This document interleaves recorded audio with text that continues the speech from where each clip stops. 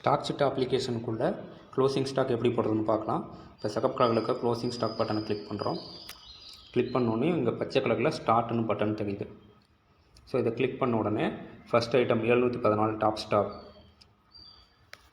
அதில் ஓப்பனிங்கில் 450 பாட்டில் இருக்குது அப்படின்றது இங்கே காமிக்குது.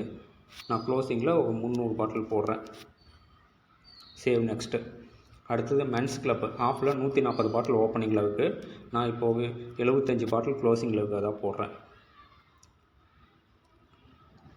ஸோ இந்த மாதிரி ஒவ்வொரு பாட்டில் நம்ம போட்டு வரும்போது சேவ் நெக்ஸ்ட்டுன்னு கொடுத்துட்டே வந்தோம்னா அடுத்தடுத்த பாட்டில் அதுவே வந்துட்டுருக்கும்.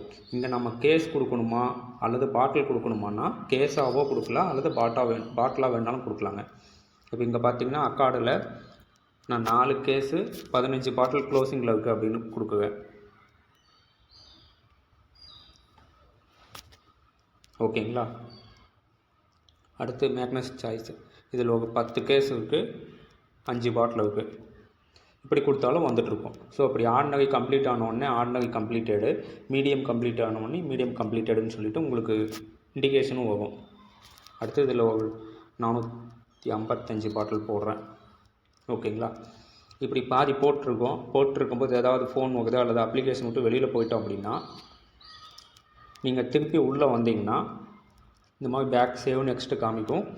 இப்போ எப்படி அடுத்த பிராண்டு போகுதுன்னா நீங்கள் எது வரைக்கும் போட்டிங்களோ அந்த பிராண்டுக்கு நேராக சிகப்பு கலரில் ஒரு கொடி இருக்கும், இங்கே 3 புள்ளி இருக்கும். இங்கே கிளிக் பண்ணுங்கள். எடிட் கொடுத்தீங்கன்னா திருப்பி அடுத்ததுலேருந்து கன்டினியூ பண்ணிக்கலாம். ஓகேங்களா.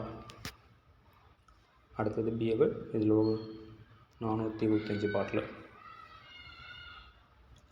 இதில் ஒரு 150 பாட்டில். ஸோ ஆர்டினரி ஒவ்வொன்றும் முடிய நமக்கு இண்டிகேஷன் வரும். ஸோ நம்ம லைனாக போட்டுகிட்டே இருந்தோம்னா போதும். கேஸாக கொடுக்கறதுனாலும் கொடுக்கலாம், பாட்டிலாக கொடுக்கறதுனாலும் கொடுக்கலாம். ஒரு வேளை குவார்ட்டரில் இப்போ 100 பாட்டில் இருக்குன்னா அதை 2 கேஸு 4 பாட்டில்னு கொடுத்தாலும் சரி அல்லது 100 பாட்டில்னு கொடுத்தாலும் சரி, அதுவே அப்ளிகேஷன் கன்வெர்ட் பண்ணி எடுத்துக்கோங்க. ஓகேங்களா. வியூ கம்ப்ளீட் ஆகிடுச்சு. இப்போ எல்லாமே கம்ப்ளீட் ஆன உடனே இங்கே சப்மிட்னு ப்ளூ கலரில் பட்டன் தெரியுது இல்லைங்களா, இந்த பட்டனை கிளிக் பண்ண உடனே நமக்கு சேல்ஸு மற்ற டீட்டெயில் எல்லாமே வந்துடும்.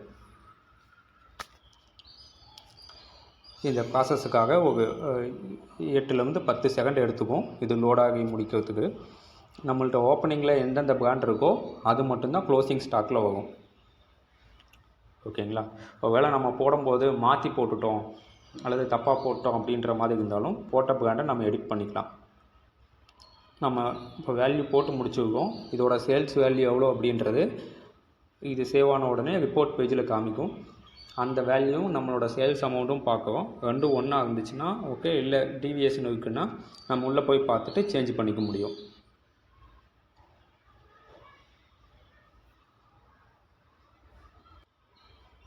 பார்த்திங்கன்னா நம்ம 2 நிமிஷம் 52 செகண்டில் க்ளோசிங் ஸ்டாக் போட்டிருக்கோம். ஸோ நம்ம எவ்வளோ நிமிஷத்தில் போடுறோம் அப்படிங்கிறதும் தெரியும். இதில் அடுத்தது இந்த ஒயிட் கலரில் இருக்கிற ஹோம் பேஜ், இதை கிளிக் பண்ணுறோம். ரிப்போர்ட் பேஜுக்கு போன உடனே ஓப்பனிங் எவ்வளோ, க்ளோசிங் எவ்வளோ, சேல்ஸ் எவ்வளோ, எல்லா டீட்டெயில் வந்துடுச்சு. நம்ம இண்டிவிஜுவலாக பாட்டில் வைஸாக பார்க்கணுன்னா சம்மரிக்குள்ளே போனோம்னா இதில் பார்த்துக்கலாங்க இதில் எவ்வளோ பாட்டில் அப்படின்றது. ஓகேங்களா.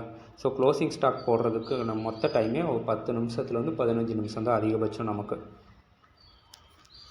ஓகே. அப்படியும் க்ளோசிங் ஸ்டாக் போடும்போது ஏதாவது தப்பாக போட்டோம் அப்படின்னா இங்கே போட்டிருக்கிறதுல போய் எடிட் பண்ணி போட்டுக்க முடியும். முன்னாடி காமிச்சோம் இல்லைங்களா, அந்த மாதிரி.